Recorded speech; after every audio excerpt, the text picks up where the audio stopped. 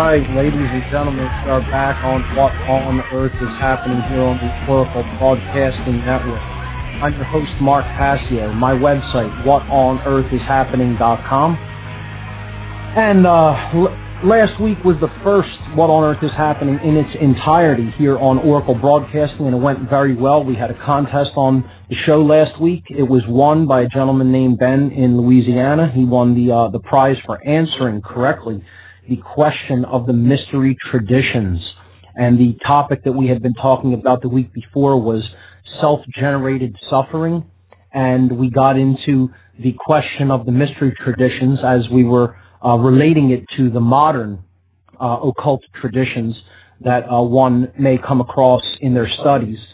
Namely, we were relating it to Freemasonry because this has been an ongoing topic of discussion on the show for the past many weeks, and we've been probing the symbols of Freemasonry, of true esoteric Freemasonry, for the last couple of months.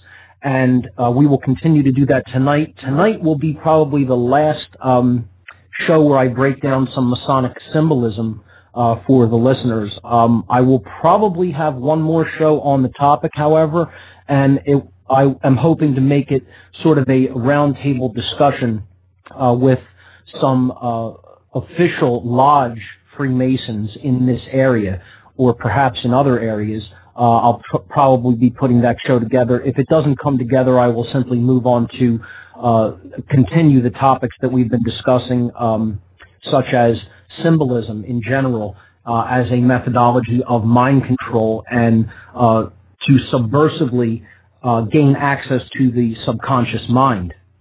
When an individual is not aware that symbolism is being used like that, they certainly can indeed be controlled through it. So becoming symbol literate is quite important. But to go back to what I was talking about regarding the show last week, we had a winner of the contest. He answered the mystery tradition question correctly. The question was, how does one truly know that one is in a state of suffering? How do you know that you are suffering? And the gentleman called in and correctly answered the question that if there is even one other who is suffering, then you are suffering. Because everyone is interconnected, inextricably interconnected by the field of life that is all around us. Therefore, if any suffering exists, one knows that one is suffering themselves. So that was the answer, and he won a organite pyramid, which was made by one of the speakers of the recent Free Your Mind conference here in Philadelphia.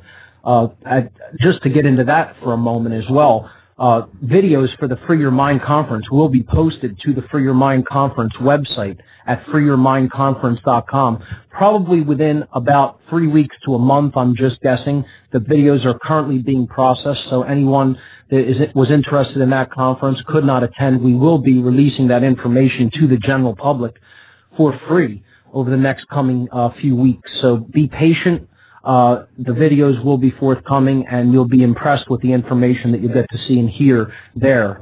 For those who don't know about the conference, it was a conference we just held here in Philadelphia last month, and you could check out the conference website to read all about the speakers and topics that were covered at www.freeyourmindconference.com. So far, so good with the new show here on Oracle. It's been a great experience, and it's an honor to be part of a great network with all of the caliber hosts that are on this network and the topics that they discuss. I think it's probably the best internet radio network going online today. With that having been said, the only drawbacks that people had written in about that listeners kind of commented from how the show used to be in its old format to this format was the ads. And I want to respond to that briefly.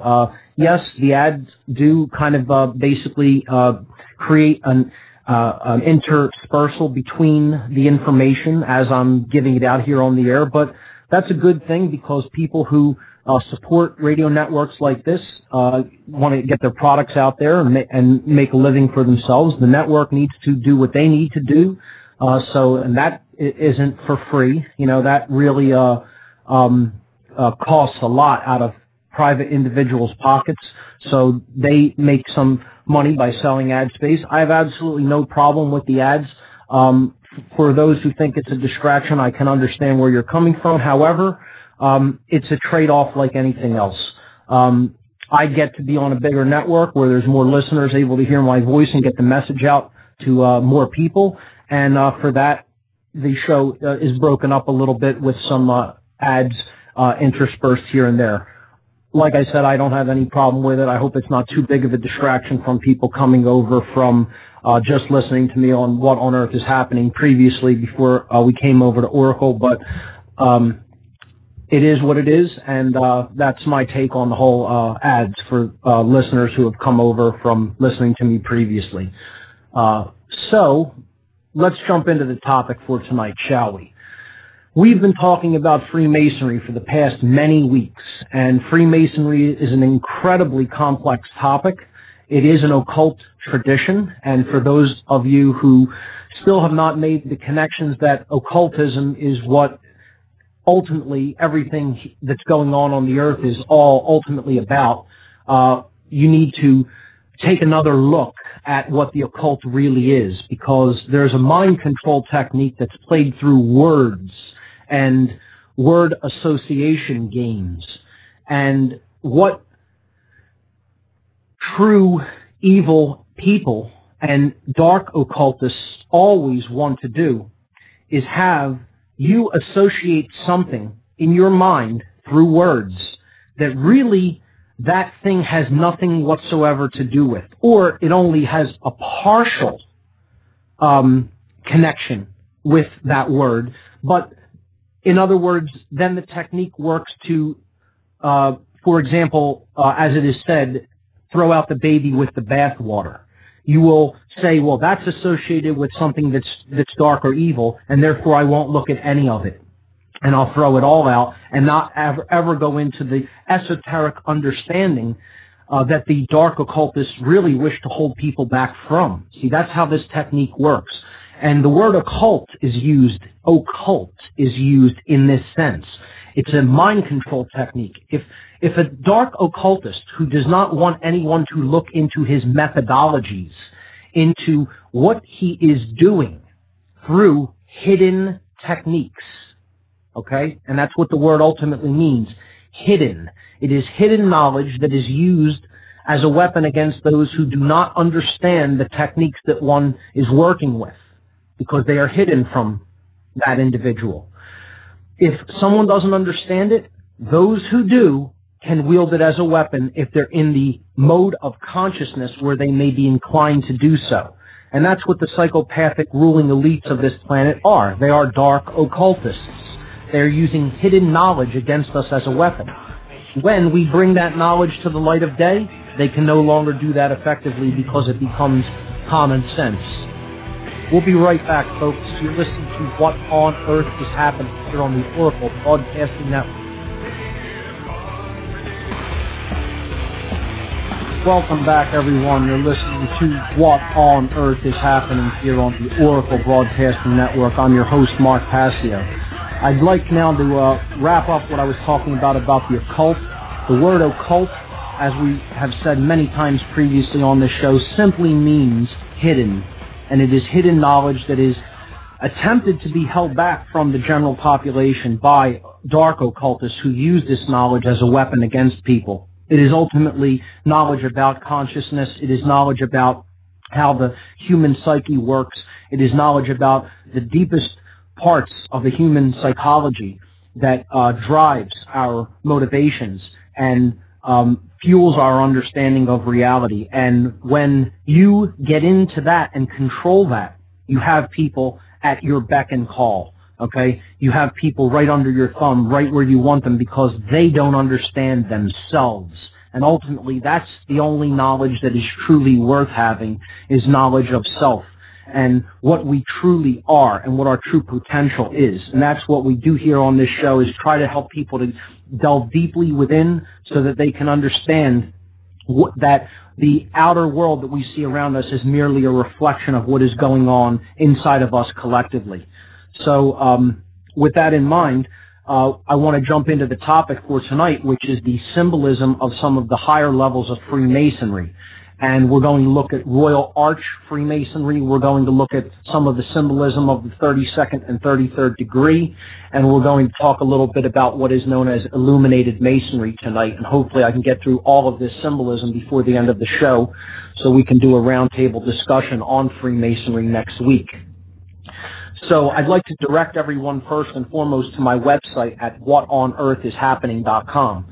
If you're not listening on a computer, you can go and check out the podcast where you will be able to see these images. The podcast is in the podcast tab of my website at What on Earth is Happening, and they're all free. They're all available for download to any digital music devices. So make use of that archive as a great resource for information. I post a lot of image links, a lot of document links, a lot of video links, so there's tons and tons of study that can be done at the podcast section of my website. If you go to the radio listen page, which is right on the front page, and then you click the button over on the left-hand side that says Listen Live, you will be taken to the radio listen page, and there, for shows where symbolism is required to be seen along with the explanation of that symbolism, I post related images for that night's show on that page. So you'll see there listed images for tonight's show, May 8th, 2011, and there will be, I believe, 11 images, or 12 images, 11 images posted there. The first image there is simply the poster for the Tesla Science Conference, which I just announced as part of the event announcements tonight. So we are moving to image number 2 on the What on Earth is Happening radio listen page.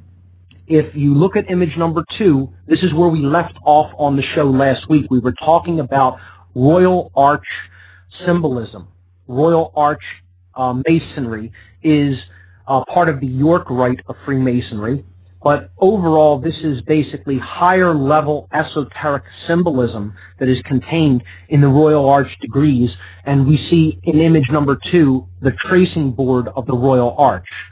So this is a board that has deep, complex, esoteric symbolism in it that is meant to be contemplated and meditated upon in order to understand what is being said through this imagery. Again, Freemasonry in general is a tradition in which natural law and morality is taught through a system of symbols, allegories, and rituals. Okay? And we also looked at the word allegory as part of our understanding of Freemasonry in previous weeks as stories, poems, pictures, symbols that may be interpreted in specific ways to reveal hidden meanings.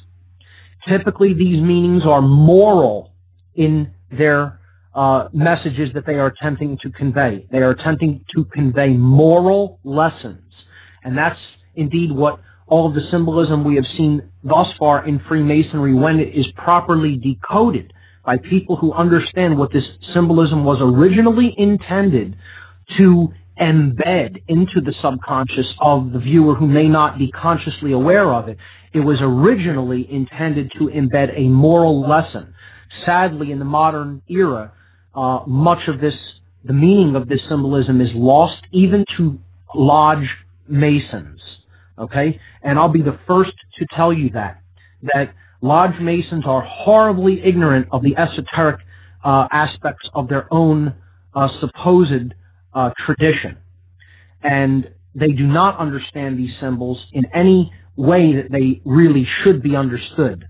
And part of that is simply their own ignorance and not wanting to go farther and deeper into the topic, and part of that is deliberately being misled by those who have corrupted this institution from the higher levels and been put into places of power within institutions such as Freemasonry in order to deceive and mislead. And again, I am in no way here to be an advocate of Lodge Freemasonry. I am talking about the esoteric underlying tradition that lies at the core of true Freemasonry. Okay? That I want to make abundantly clear. Therefore, let's start breaking down some of the imagery here in the Royal Arch tracing board. We saw last week that these pillars, and we saw in many weeks in the past, and you can check that out in the podcast section, that these pillars represent the double aspect of the nature that lies within all of us. We all have a masculine and a feminine aspect to us. And the masculine side is logical, it is linear, it analyzes things, it's left-brained, okay? So it's our solar nature, our active side, okay? What the information that we break down and then ultimately take action upon. This is the solar side of the personality, okay? Or the masculine side of the personality, right? The scientific, the logical, the linear, the analytical, okay? On the right-hand side, the right-hand pillar represents the feminine nature within the individual. It represents intuition, creativity, caring, nurturing, the creative principles, okay? It represents our emotional qualities, not the active ones, but the ones that are hidden within, how we feel about what's going on within us and around us, all right? So these two basic principles need to be bridged or brought together in order to come into harmony with each other, such that our emotions and our actions are one and the same, and we do what we feel is truly right, okay? So unity consciousness, thoughts, emotions, and actions brought into harmony with no contradiction between the three. We've talked about this ad infinitum on this show, and I'll continue to repeat these concepts because they sink in more as they're repeated. So the arch itself is a coming together or a bridging between these two aspects of the individual, okay? And it represents coming off of the checkered floor of the house, the checkerboard floor, being a pawn, being led, not understanding light from dark, being just one of the pieces that is being moved by the chess master because they have a higher level of awareness and they're looking at the board from above and they can pick up pieces and move them as they see fit. All of these allegorical ideas here need to be picked apart to be understood properly in the context of the symbolism. Complex symbolism is what we're talking about here. We'll continue to break down these Royal Arch tracing for you after we come back from these messages. You're listening to What on Earth is Happening right here on the Oracle Broadcasting Network. I'm your host, Mark Passio. My website, whatonearthishappening.com. We'll be right back, folks. Right, are we dependent on all? Don't think of yourself.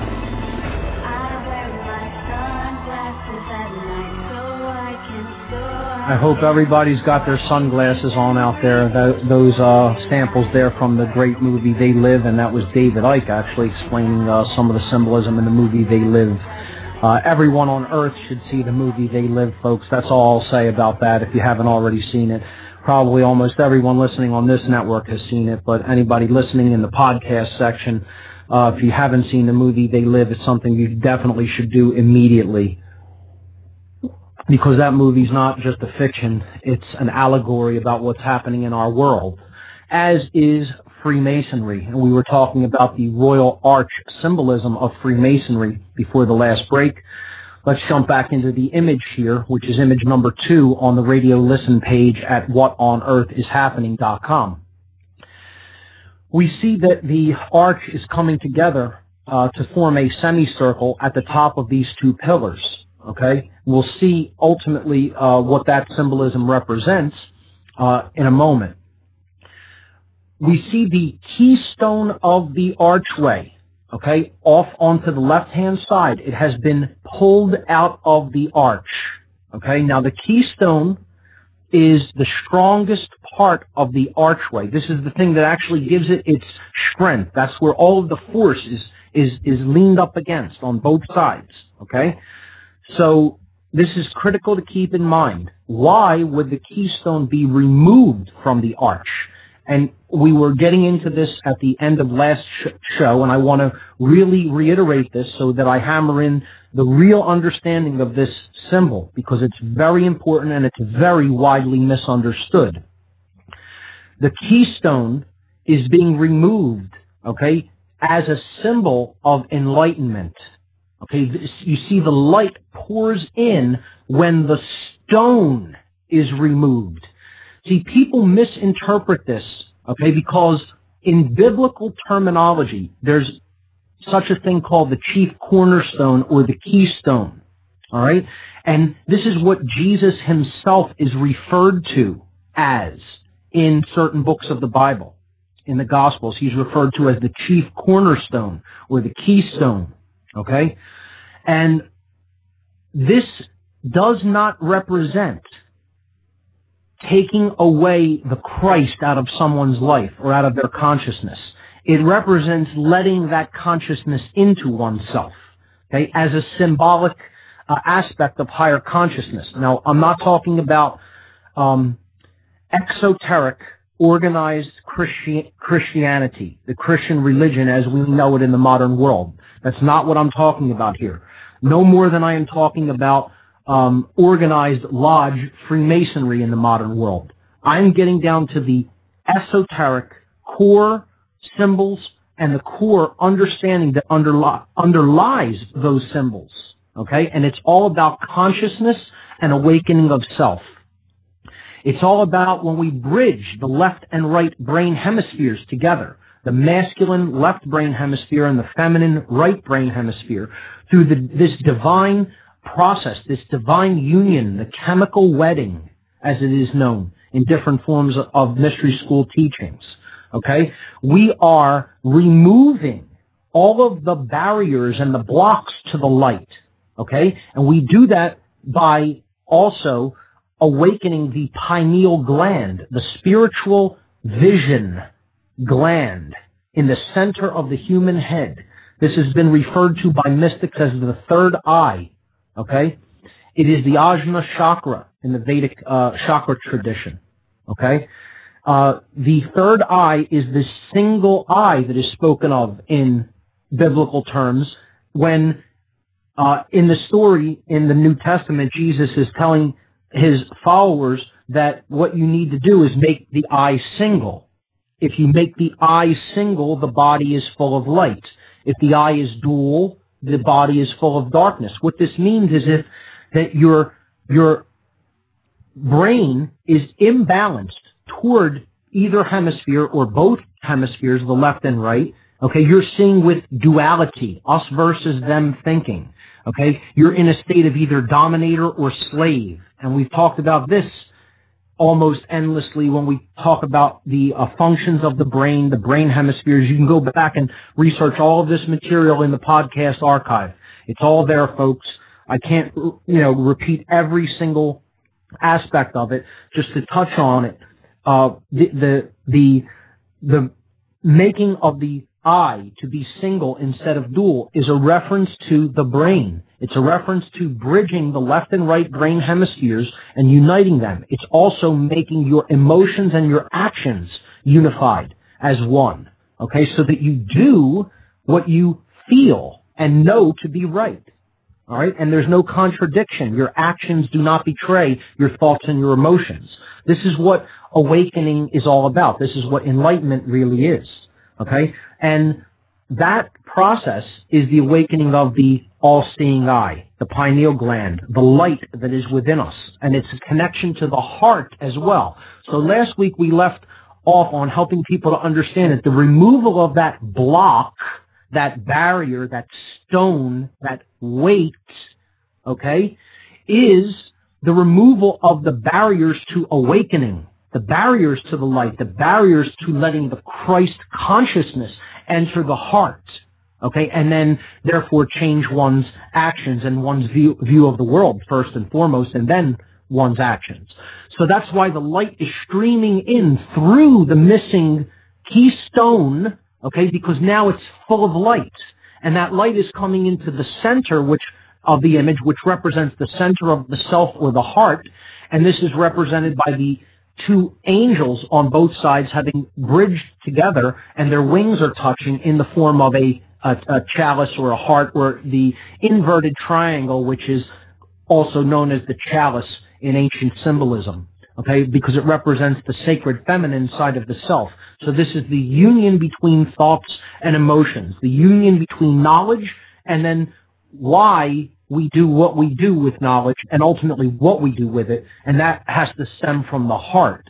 Okay, so that's what the Royal Arch degree ultimately is attempting to teach people through this complex symbolism, to come up off of the floor of the house, duality, all right? Us versus them thinking, not understanding natural law, not understanding what our rights are and what they are not understanding light from darkness, right from wrong. And there is such a thing, folks.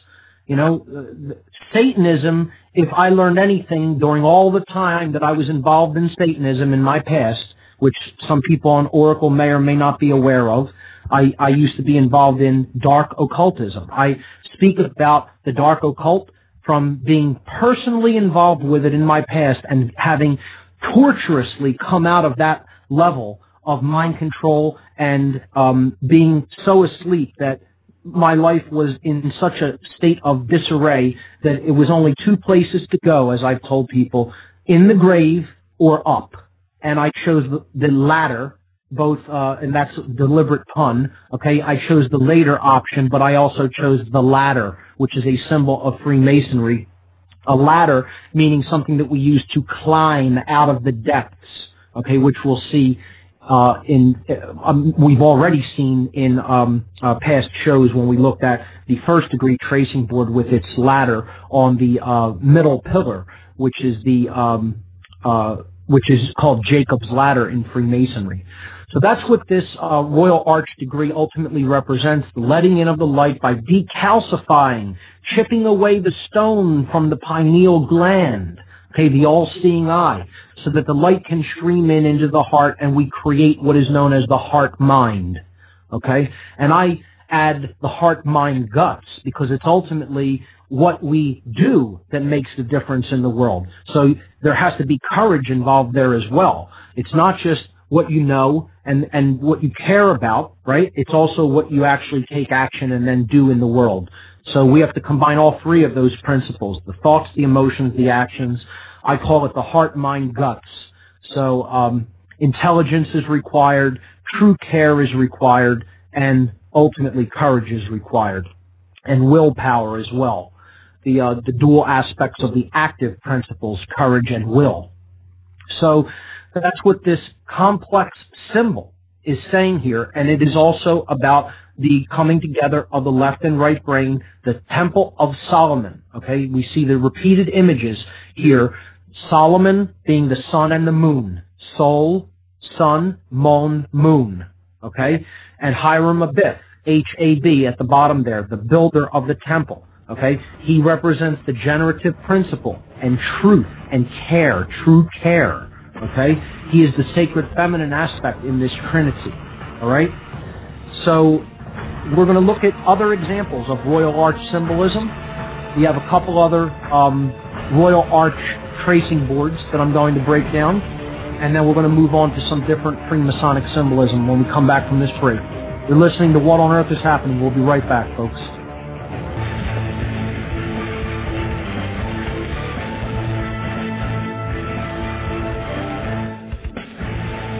Welcome back. We're back on What on Earth is Happening. I'm your host, Mark Passio. My website, whatonearthishappening.com. We're breaking down complex esoteric symbolism of the tradition of Freemasonry here on What on Earth is Happening this evening.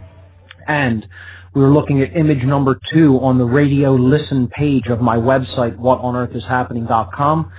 I want to touch a little bit more on some of the symbolism here on this tracing board before we move on to image number 3. You see the tools at the top.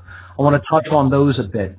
The tools of the Royal Arch are the pickaxe, the spade, and the crowbar, or the pry bar. All right, this is what we need to dig ourselves out. Okay, when we've been covered up or buried with dirt.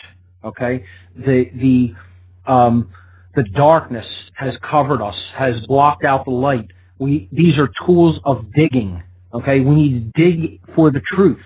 We need to dig ourselves out of the hole that we've placed ourselves in as a species, all right? And then finally, we need to wrench forth the stone to let in the light, all right? So with all of our will and power, use the pry bar to get that stone okay, representing the calcified pineal gland, all right, that we actually de-stone to open up the spiritual vision center within us all. Okay, that's what this symbolically represents. All right, then we climb out of the grave, and we're going to see the coffin in the next image, Hiram Abiff's coffin. This is ultimately about resurrection. Okay, and you can see the parallels in biblical tradition, because Jesus was resurrected from a grave. Okay, and he rolled away a stone in order to do it. You see, to come out into the light of day from the grave where Jesus was at, he had to roll back the stone of his grave. So this is a direct correlation to Christian symbolism, okay? And it's not meant to be taken literally in the sense of the story of Jesus. All right, regardless of what you believe about whether Jesus existed as a real person or if it's pure astrotheology, we're going to see how much this connects to astrotheology in the next image and what the Royal Arch is from an astrotheological point of view.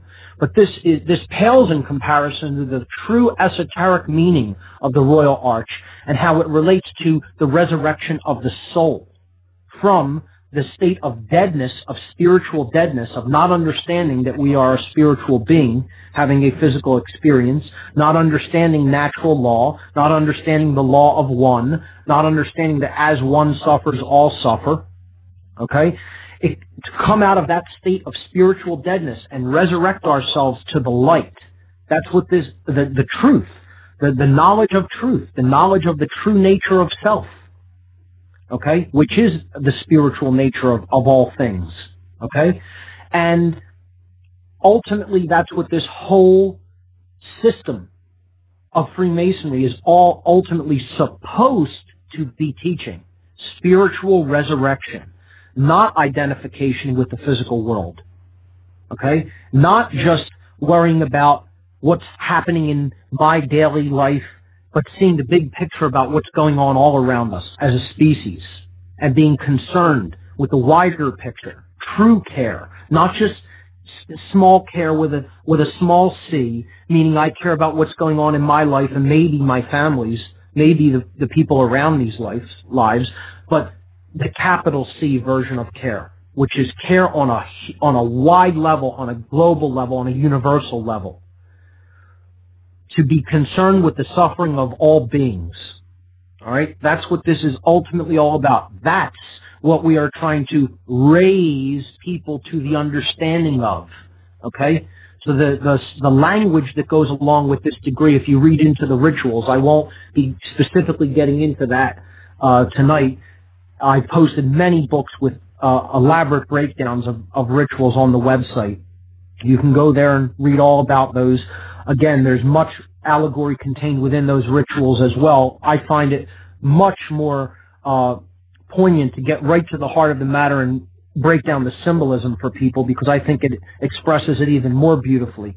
So part of the ritual of the Royal Arch degrees is to rise and wrench forth the keystone. We already understand what that means now from an esoteric perspective, to let in the light and to let that light into the heart and develop true care, care with a capital C.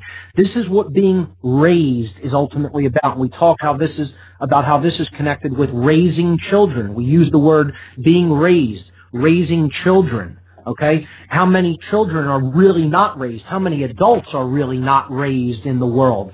How they are simply going through the motions of life and not really understanding any of these wider issues about what's really taking place around them in the world. So what I want to do now is move on to image number 3 on the website and look at another variant of the Royal Arch tracing board. So here we see this in context with the first board. All right, we can see how this relates to also the first degree tracing board that we broke down in previous weeks. The first of which we can see the 2 pillars once again. The left and right pillar, we can see again the symbols of the 3 astrotheological cults of the ancient world, which we broke down when we talked about astrotheology many weeks ago. The sun, the moon, and the stars, with the royal arch right in the middle between all of them, because it represents that place of bridging or coming together, the balance point that unifies all of these things. Thoughts, emotions, and actions coming together as one. Okay? So we see the, I want to briefly, before we get into the symbolism of this particular board and the sign of Cancer there on the royal arch, and it is a yin-yang symbol as well, to just talk once again briefly about words. And we look at the words royal arch. Okay, why royal arch? Well, two reasons. Royal means related with kingship or queenship, okay? And what this is ultimately about, what the knowledge that is acquired upon bridging these two sides of the self and understanding what's going on in the world in a wider sense, that knowledge is ultimately about sovereignty, is about self-ownership, is about understanding that there is no authority other than the Creator itself, okay? The generative principle, truth, is the authority. Authority is not truth. It's an illusion, okay? It's not that there's no real power in the illusion of man-made authority. It's all ego-based and fear-based. You have to be in fear to believe in that concept, okay? It does not exist. It never has existed. It never will exist. It's an illusion. It's a fantasy that people have made up in their own minds and then bought into in their own fear and in their own abdication of personal responsibility, okay? So royalty, in the true sense, means sovereignty, being one's own king, one's own queen, one's own ruler, one's own inner monarch, one ruler, no external ruler, no external government, internal control over one's own mind, over one's own thoughts, emotions, and actions. And the only thing you're ultimately allowed to control are those three things, okay, without breaking natural law. So that's what the term royal here really represents. And arch is synonymous with ark. Okay, we already saw that. The Ark of the Covenant in the last image. We'll see, an ark is also a word for a tomb. Okay, so it's the tomb of the Spirit, which is represented here, needing to come out of that tomb to understand that we are all part of the ark. Okay, an ark, A-R-C, okay, is a part of a circle. Okay, the circle in almost all esoteric traditions represents the divine shape, the shape of spirit, the shape of divinity. Okay, it's God's shape. It's perfect. It's never-ending. It has no beginning or end. It's based on something that can't be calculated in its fullness because we can never fully understand the mind of God. Okay, the Creator is never-ending. It's continuous. Okay, no beginning, no end. Therefore, the circle represents that shape, and an arc is a piece of a circle, which is what we all are. We are a piece of that totality, that wholeness, that oneness. Okay? So therefore, that's what the royal arch in words represents, those concepts, sovereignty, and part of the all, part of the one, of the one spiritual divine center that we all are a part of.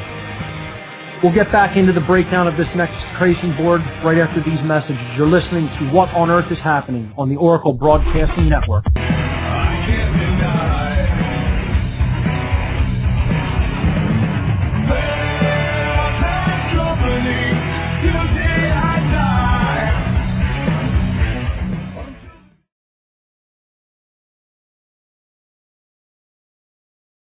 At 866-841-1065.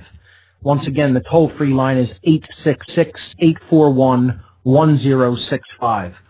Let's jump right back into the images. We're looking at image number 3 on the radio listen page at whatonearthishappening.com for visual aid reference to the concepts that I'm talking about here tonight on the show. You can also get all of these images in the podcasts. I post them with each podcast on the podcast archive at whatonearthishappening.com. Here we go. The symbolism of the Royal Arch here has a whole lot of other imagery associated with it. At the bottom here, we see the coffin. This is, again, Hiram Abiff's coffin, which represents the entombed spirit, which needs to be raised out of the state of spiritual deadness. The dead needs to come back to life, to be born again. Okay? So it is, of course, below the pillars and below the floor of the house, because it hasn't even made it to the point where it starts the journey, the process of initiation. Okay? We need to climb those pillars in order to form that arch between the sacred masculine and sacred feminine sides of the personality. The little tree there, the sprig that is growing at the top of the coffin, is acacia. Acacia, okay, represents the hope of resurrection, meaning, can we awaken people? Can we bring them to the understanding of oneness? Can we bring them out of the duality of mind control? Can we bring them to the place where they have a firm grasp on natural law and sovereignty and their own sovereignty and the sovereignty of all others around them? Okay? Can we get them to understand those ideas and understand what the true nature of self is as a spiritual dimension, not a physical one? Okay? As a spiritual nature having a physical experience. Okay? And that's what that sprig of acacia, that tree of life, ultimately represents. Okay? The hope that we can indeed fractally radiate this knowledge out to everyone and awaken the world. Okay? So the archway itself represents the time of the year where the sun is active. Okay? It's the half circle of the year when the sun is in the northern hemisphere. All right? The favored season of the northern hemisphere where most of the population of the earth lives. All right? At the very top, the archway is depicted, the keystone of the arch is depicted by the sign of Cancer. This is when the sun is at the summer solstice, when it is entering the house of Cancer. It is at the highest point of its power during the year, at this time of the year.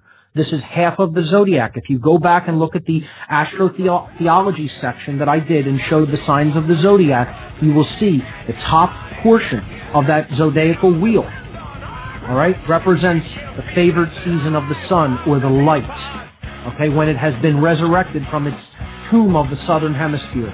We're in another break. We'll be right back after these messages, folks. I'm Mark Passio. You're listening to What on Earth is Happening.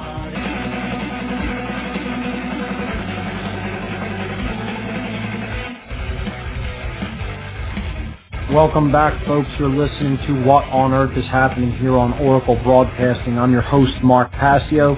My website, whatonearthishappening.com. In this hour, we are breaking down some of the symbolism, the complex symbolism of Freemasonry, some of the higher degrees of Freemasonry, namely the Royal Arch degrees.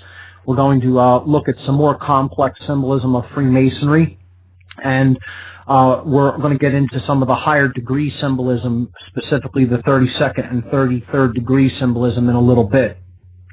In image number 3 on the website, on the radio listen page, we were looking at another Royal Arch tracing board, and we saw that it had the symbols of the major religions. We saw that it had the sun, the moon, and the stars.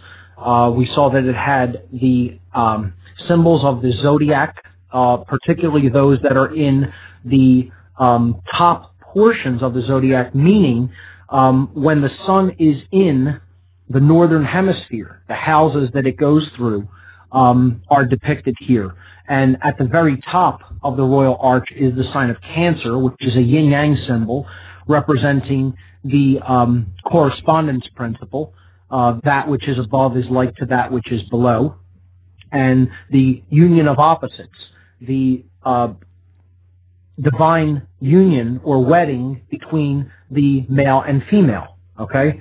The yin and yang sides of the self, yang being the male and yin being the female. So this is the time of the year when the sun is at 23.5 degrees north latitude with respect to the Earth's equator, and this is the beginning of summer, the high point of the sun, the high point of light. because again, this is all about light, and it is about God's light, God's sun, okay? Allegories that we saw in the Christian tradition when we looked at it from an astro-theological perspective. Also, the same when it comes to Hiram Aviv, the resurrected one, okay? The one who represents the light of truth and knowledge and justice, okay? Balance, all right? The way, the truth, the life, etc. These are all allegories for the same modality of consciousness, non-dual consciousness, all right? It has been called Christ consciousness. It has been called Buddha consciousness. It has been called Krishna consciousness. It's all the same thing.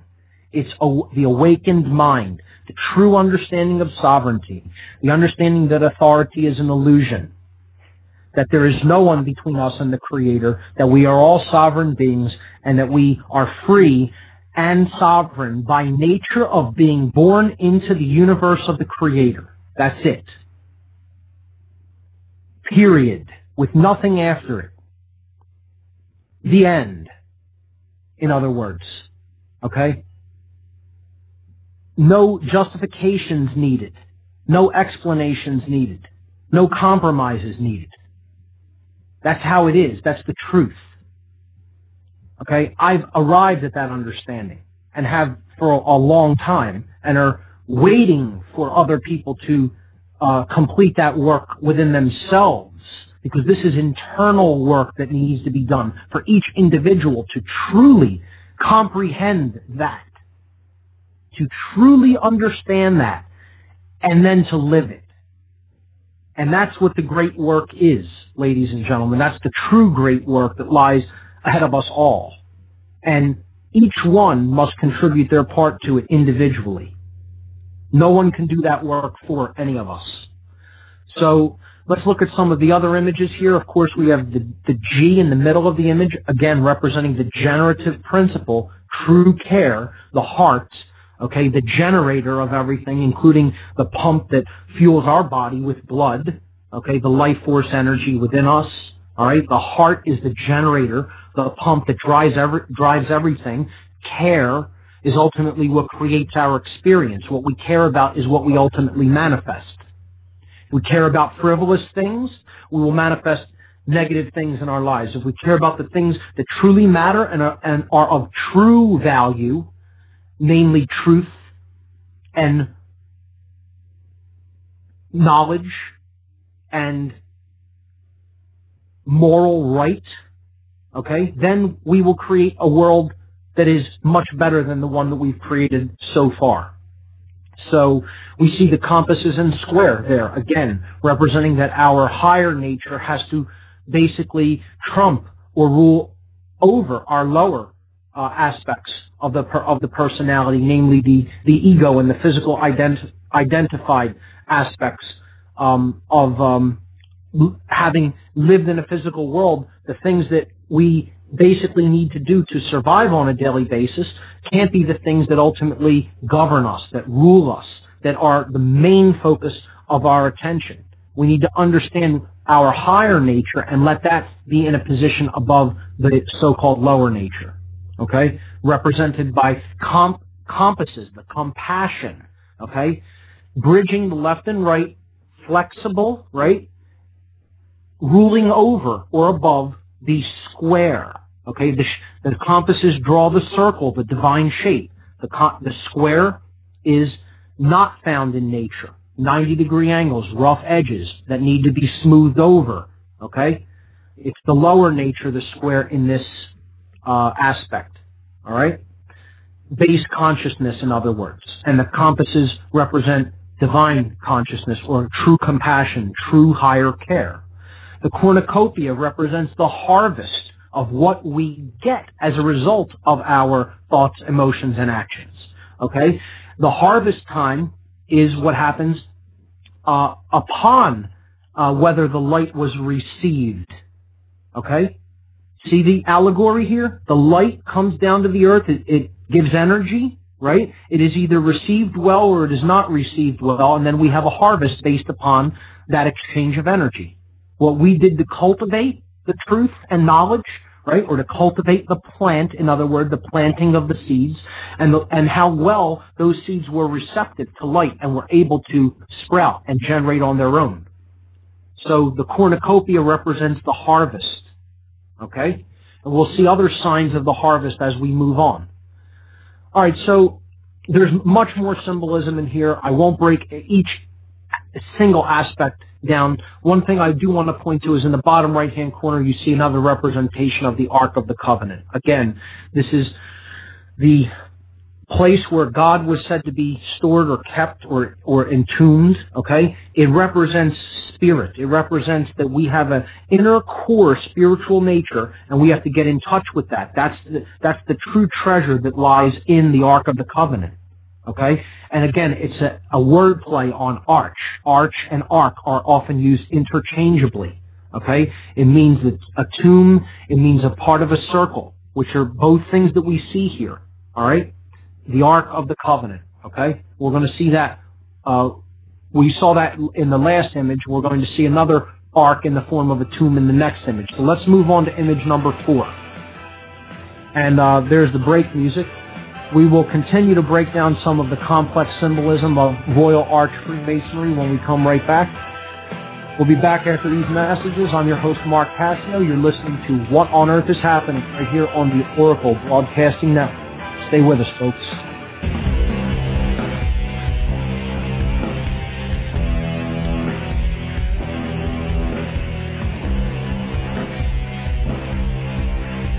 Okay, folks, we're back on What on Earth is Happening. I'm your host, Mark Passio. Let's jump right back into the symbolism of Freemasonry, which we have been breaking down. We're looking at image number 4 now on whatonearthishappening.com on the radio listen page. So here we see yet another representation of the pillars and the arch with the keystone in it. We see the all-seeing eye once again. We see the sun and the moon and the stars. We see the 2 globes at the top of the pillars in this image, a little bit different of a take on this particular tracing board. But we see the terrestrial sphere and the celestial sphere. So you see Earth there on the left, and on the right-hand side you see the band of stars known as the zodiac, and then the wider stars of the celestial sphere around that. So these 2 spheres in conjunction with each other represent the principle of correspondence. That which is above is like to that which is below. Or, in other words, the universe is self-similar across scales, and we are simply a part of the all, but the essence of the all is contained in each of its parts. So that principle is conveyed here in this tracing board as well. I want to just quickly point out some of the symbolism on this board. We see the G right in the middle again, representing the heart, representing true care, representing gnosis, representing the generative principle. Again, wisdom, okay, Sophia. What we do with what we know because of how we feel about it. True care, okay? And it's ultimately about taking action, all right? We see the ark in the middle again, the tomb, as the altar, with the volume of sacred law or the Bible on it, with the compasses and square set on that, the 3 lights, representing again these 3 principles of astrotheology, the sun, the moon, the stars, and planets, but also the sun in its trek across the sky, in the east, in the southern portion of the sky, in the northern hemisphere, and in the west. Okay? We see the anchor representing that we must not totally, wander off in a spiritual daze either. That we have to realize that our work is to be done on the ground. It is to be done here in the physical domain. It isn't about escapism. It isn't about just knowing that you're okay or that you feel good. It's about helping others who are suffering and who aren't understanding the things that really do need to be understood in life. And there are such things. That's not a statement that, people should be offended by hearing. That, yes, there are things people should be looking into and should know. People hear the word should, and they immediately recoil. It's a form of mind control, okay? That they think nobody else should ever use the word should. Nonsense. There are things that should be understood and known and lived in the world. I'm not afraid to say that. I've come to recognize and understand that. And I wasn't doing it in the past, but now I am. There are things I have come to understand, and I live these principles in my life. And I'm not shy about saying other people should understand a lot of the things that I understand. And it's not just my understanding. This is just knowledge about the world and life in general and how things work and how natural law operates. So it's like saying you should know about gravity if you don't want to fall and hurt yourself from a high height. Yeah, it's the same thing. We should know about this if we don't want to hurt the entire world like we're doing and continue to do in our ignorance of these principles. So going back to the symbolism, that's the anchor, okay? Stay anchored in the world. Be not of it, okay? Be in the world but not of it. That's the concept there, okay? Understand the work is to be done on the ground, meaning don't drift off into a spiritual haze just because you understand higher-minded concepts, which the New Age movement is so fond of doing. I'm all okay, I'm fine, I understand higher spiritual nature, and I'm just going to sit here and meditate, you know, and not worry about whether anybody else really gets it. This is a cop-out.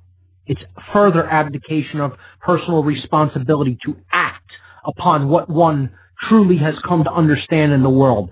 And again, I'll quote the Chinese philosopher Yang Ming. He said, "To know and not to do is not to know." So do these New Agers really understand what's really ultimately going on and what needs to be done about it and are willing to do that? Do they really know? No, I would say they don't really know. And the reason they don't really know is because they don't ultimately take action. They want to sit and think that just the internal process is the end of the journey. Wrong. That's the beginning of the journey. That's the beginning of the journey. Taking action is required. You may have the sacred feminine principle, but you don't have the sacred masculine principle of right action in the world. And that means you don't have the divine union. You've only gotten half of the equation. The other half is action. Okay? So going back to the symbolism on this tracing board, quickly, we see the two ashlars, the imperfect ashlar there on the left and the perfect one there on the right. Okay? We see a five-pointed star, which is a symbol used over and over again in Freemasonry, on the archway. Okay? The five-pointed star in its upright orientation, representing man's spiritual nature. Spirit raised above the other four elements. Okay? Earth, air, water, and fire. So earth, air, water, fire, and spirit. And the spiritual point is at the top. Okay? Because that's what we need to understand and embrace above all else. Okay? Two other quick symbols I'll mention on this one and then we'll move on is at the base of both pillars. At the left we see the hourglass and at the right we see the scythe again. These are symbols of death. These are symbols of time. Time running out and harvesting. Okay? And these are concepts that may make some people uncomfortable, but they should be discussed. We should understand we are mortal. We will live in a physical body for only so long. We need to make proper use of our time and our attention, the spiritual currencies. Okay, what we pay for things with, what we buy things with is not this fake money. It's ultimately what we are ultimately getting or reaping or harvesting. Okay, what we are ultimately manifesting in our lives is dependent upon what we do with our time and our attention. Or in other words, what we care about. This is the spiritual currency that actually gets us what we have, the harvest. Okay? So that's what this is saying here. What do you pay attention to? What do you care about? What do you spend your time doing? Do you spend your time on self-improvement and then helping others to improve themselves, or do you use your time frivolously? Because you only have a limited amount of it. All right? So symbols of death, and we're going to see that come up again later on tonight. Okay, in image number 5, here's another depiction of the Royal Arch tracing board. The Ark of the Covenant, once again, the tomb, spiritual nature that needs to be resurrected by bridging the left and right, the masculine and feminine, the sun and the moon. Okay, the Ark of the Covenant, we see the five-pointed interlocked star once again in the middle of the archway. okay, the semicircle, all right, man's spiritual nature being resurrected. And again, at the top, this is a very simple one, but a very powerful one. I really like this interpretation. And again, we see the stone being pried away or rolled out of the way so that the light can come in. Resurrection, okay, to higher spiritual understanding and the spiritual nature of self. Very powerful symbolism. They're all up there for the taking. There are no secrets in true esoteric Freemasonry. I can't speak for the lodge system. I'm not a member of any institution on the earth. I help assist with some local groups here. I don't consider myself a member of anything. I'm an individual that understands my own sovereignty and tries to help people understand their sovereignty. So we'll get more into the symbolism of Freemasonry when we come right back after these breaks. I'm your host, Mark Passio. You're listening to What on Earth is Happening here on the Oracle Broadcasting Network. We'll be right back, folks. Stay with us.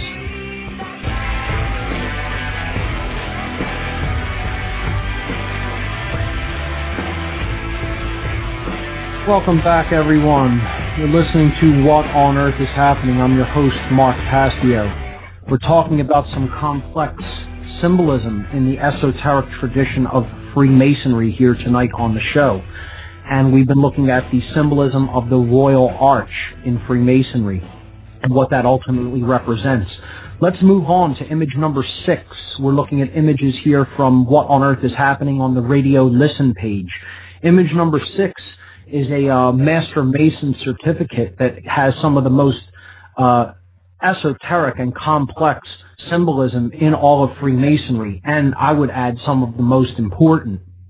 And it is much lesser known than some of the other tracing boards which we have already seen and looked at, and some of the other symbols and tools that we've analyzed and broken down.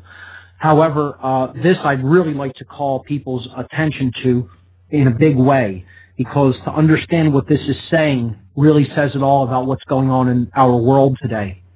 So here we see an image of the Temple of Solomon. That's what that structure there is on the right, okay? And then you have in front of the temple, okay, you see a scene depicted by a woman, okay, who is standing in front of a broken pillar, all right, or a broken column. She is holding some sort of a twig or branch over the column. She has a cup or an urn of some type in her other hand. There is a book upon the column. Behind her, there is an angel with a scythe, clearly representing the angel of death, holding her hair, and there is an hourglass set beside him, which is the sands are running through. All right? In the background, we see the sun, the moon, the stars, and the all-seeing eye, symbols which we've already looked at in depth. We see the five-pointed star on the right-hand side of the image, and we see the trowel, the symbol of the Master Mason on the left, representing to spread the light or spread the knowledge of what one understands and has come to know in their mind and heart. And this is indeed the cement that will make good people stick together in the world and therefore for the light to spread. Okay? So let's look at what specifically the image of the woman and the angel of death here represents. Well, this isn't a depiction, once again, of the goddess, of the sacred feminine, okay? And we've seen this in the astrotheology section, when we went through what the goddess represents, how the goddess is always attacked and sacrificed, that it represents the lunar or feminine qualities within all individuals, the sacred feminine, okay? It represents creativity, the creative principle, care, nurturing, all right, intuition, all of these things that we really need in order to come out of the horrific mess that humanity is in because of the belief in authority and government and money and religion. from an organized perspective, of course, not a true esoteric understanding of the core truths that underlie those traditions. Okay? So, this is the goddess aspect of ourselves, the sacred feminine, that is broken. The column is broken. Again, this is a word play on the French word for dove, column,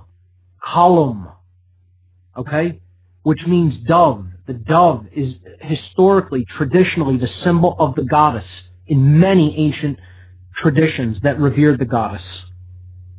And then we saw all of her names when we looked in astrotheology. She's been called Isis and Semiramis and Diana and Hecate and Aphrodite and Astarte and Ishtar. You name it. You can go on and on and on and on of all the names of the goddess. Mary, of course, in the Christian tradition.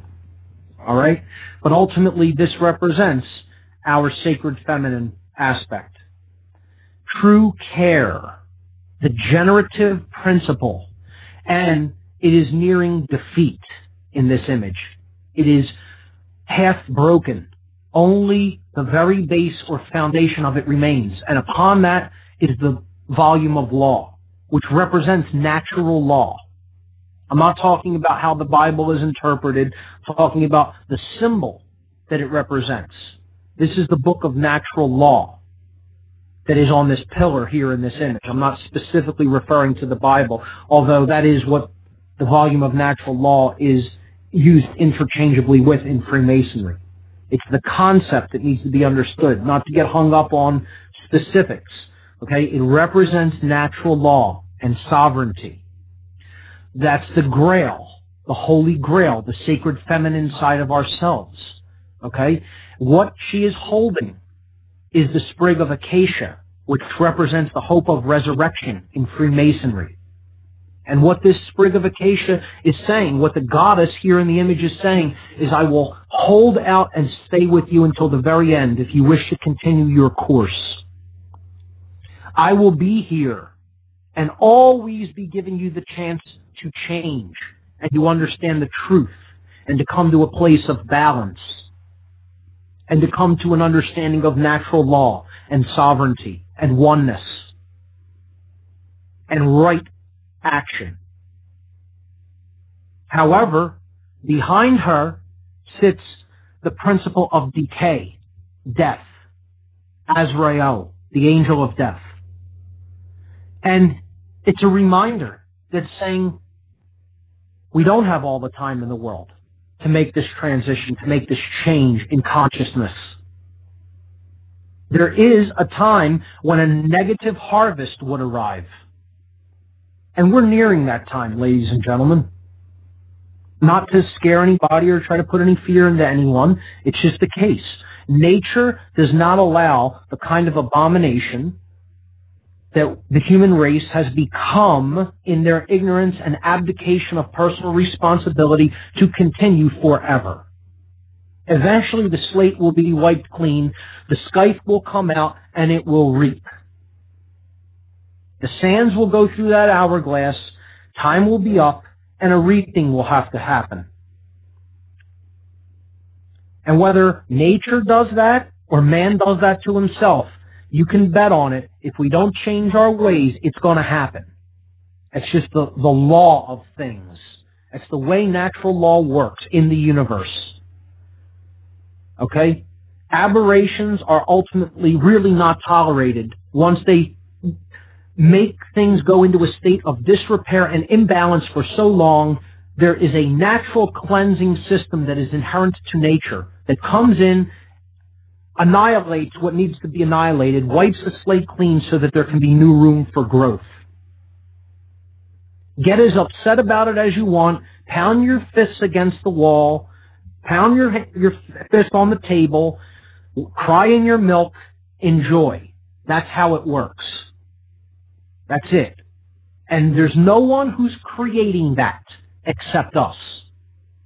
We are always creating the manifestation that we are receiving.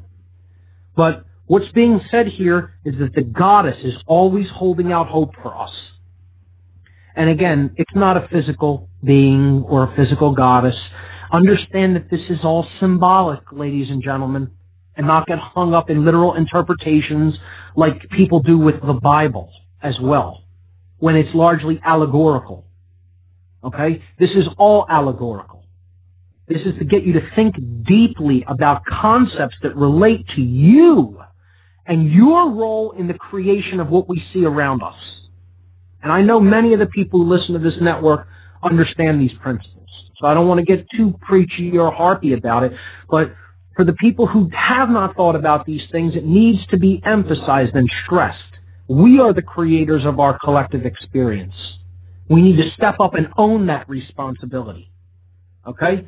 So in image number 7, I simply put a close-up in another interpretation here of the broken column, the broken dove or broken goddess, the goddess that is crumbling, but she's holding the sprig of acacia, and behind her is the angel of death, possibly preparing his negative harvest if it comes to that.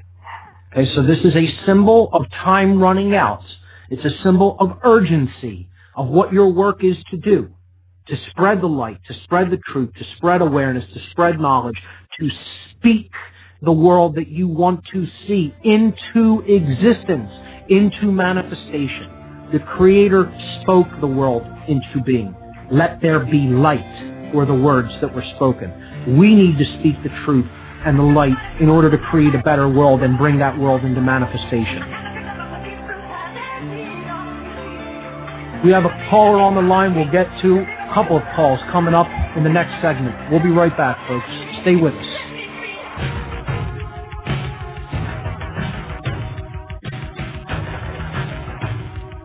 Okay, we are back on What on Earth is Happening. I'm your host, Mark Passio. The show is live every Sunday from 5 to 7 p.m. Eastern, 4 to 6 Central Time. My website is whatonearthishappening.com. We've been discussing the esoteric symbolism of Freemasonry over the last many weeks. Tonight we looked at the Royal Arch degrees, and we looked at the symbolism of the broken column and the goddess and the reaping or the harvesting, which is basically the idea that we reap what we sow. This is the golden rule, essentially. If you don't want bad things to happen to you, treat others as you would be treated. It's really as simple as that. People make it something more complicated than that, but that's all it really is, ladies and gentlemen. But the sad fact of the matter is so few people are in that understanding and actually live it in their lives. They are basically under a myriad of mind control methodologies and basically will buy any buffet of lies that is set before them because they want to not take personal responsibility for their own thoughts, emotions, and actions and do the hard work that it is to raise oneself from a lower vibratory state of consciousness to a higher one. That work no one can do for us. We must do it ourselves. We must do it because we care enough to do it, because we have developed a sacred feminine principle of care, the generative principle, which is what the G in the middle of the compasses and square in true Freemasonry is all ultimately about. I have a caller on the line from California. Here we go to the calls. Caller from California, you are live on What on Earth is Happening. What do you have here for us this evening? Hello, caller from California. Are you there? Going once? Going twice? Gone. Okay, I guess he either got tired of holding on or just didn't really build up the nerve to come on and say what he had to say. Caller from California, if you would like to call back in, I'll take your call right away. Sorry I let you hang there for so long. I knew you were there, but I wanted to get through some of the concepts before I took some calls. So that's okay. In the last segment, we'll just look at some of the things I had planned. I may not finish this up in this segment, but we can continue next week with a little bit before we jump into our roundtable discussion, should I end up doing that. But here we go. Image number 8 on the site. Let's look at some of some imagery from the higher degrees of Freemasonry. Now we're going over to the Scottish Rite of Freemasonry here. This is the 32nd degree, which is the last, I guess you could call it, official degree that you can move up through the ranks of the Scottish Rite of Freemasonry and attain. The 33rd degree is the honorary degree. It's an honorary imparted degree that is given to people who display certain qualities that are looked for either by light Masons or by dark Masons. Okay, we looked at that there are two different forms of Masonry: true Freemasonry, which I refer to as light Masonry, and then there is simply Masonry or dark Masonry, which is building with material other than light, which is building with weighty, heavy material such as stone that creates blocks and then erects walls or barriers between people to create duality. This is what occultists always do. They take a system that is already in place with its symbols and allegories, and then they twist it for their own purposes. So indeed, there is such a thing as dark Masonry. We need to become very mature in our understanding that all occultism is twofold. It can be used to create something very positive, or it can be used to control people. And that depends upon the consciousness of the wielder. This is all just information. It is all just a tool. And all this information is ultimately about what is going on within us and consciousness in general and the laws of the natural universe that is all around us and that we are an inseparable part of. So that needs to be understood when we talk about what occultism is in general, and any specific occult tradition for that matter can be used for good or for ill. So in the 32nd degree, we see the symbol of the double-headed eagle and the pyramid, or the upward-pointing triangle. Okay, we see a sword that is being held by the eagle with the two heads, and then we see the Latin phrase Deus meumque ius. Deus meumque ius. And what that means is God and my right. Okay, so these are two of the biggest concepts in Freemasonry: the Creator and what your rights are and what they are not. Okay, so this is about natural law. Okay, jus is the root of justice in Latin. Okay, jus meaning right or law. Okay, Deus is God, and meumque, and my, or and me, God and my right. The understanding of the spiritual nature of man, what your rights are, what your rights are not, natural law, sovereignty, your existence as a free being under the Creator, the sword of truth. Okay, it's a symbol of power. That knowledge is power. Applied, when it is applied in the world. Okay, right action represented by the upright triangle, the masculine principle, the two heads coming together representing the divine union. Okay, the left brain and right brain in one body. Okay, unified. All right, when they come together, right, they form the chemical wedding or the divine union. Now, this process is not completely finished, because there are further degrees than the 32nd degree, as I'm going to talk about either if I can get to it in the next few minutes or next week. Okay? The two heads looking in both directions represent also the past and the future, and the understanding that we need to be in the present moment, but we need to have a good understanding of the past, or in other words, to have an insight about where we have been and how we got to where we are now, to understand where we are going and how we might change it. So an understanding or an accurate vision of the past gives us an accurate vision for the future. Okay, an ability to predict patterns should things continue on unchanged, or if we want to change the rudder, okay, move the rudder to change the direction that we are headed as a society, as a species, then we need to understand what got us there. What actions led up to this collectively in the past that got us to the present moment, so that we can say, oh, we're not going to continue to do that, we're going to change, do something different, and then we'll change direction. for the future. So that's what that symbol basically is saying. There's another variant of it there in image number 9. It's basically the same image, but there is a different saying underneath. In Latin, it says, spes mea in Deo est. Spes mea in Deo est means, my hope is in God. My hope is in God. Meaning, my hope for the resurrection of humanity lies with the knowledge of the Creator. And that we are spiritual beings, having a human experience, a physical experience in the physical world, because it is a place where we can come to have experiences in apparent duality to come to know ourselves all the better. So the hope is placed in the knowledge and in the higher level of consciousness that comes through to us through the Creator itself.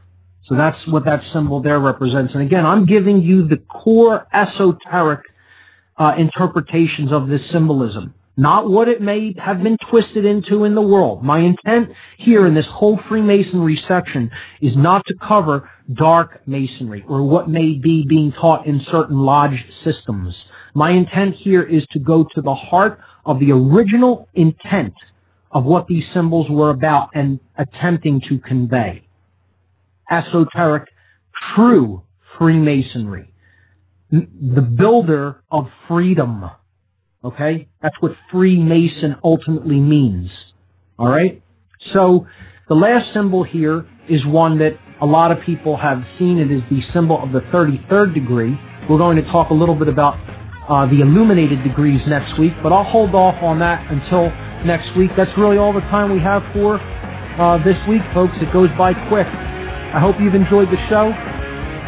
We'll see you here next Sunday on What on Earth is Happening. I'm your host, Mark Passio. Check out whatonearthishappening.com. Up next, The Vantage Point with Michael Vale. Stay tuned, everyone.